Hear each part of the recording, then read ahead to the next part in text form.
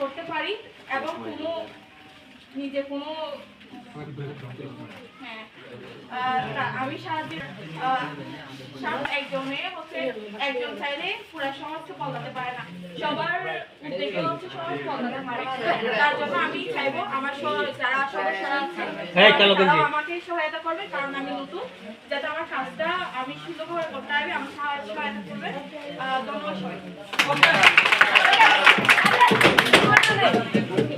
আমার নাম হচ্ছে আলাউদ্দিন কাদের। আমি এই ফোরামের নতুন সাধারণ সম্পাদক।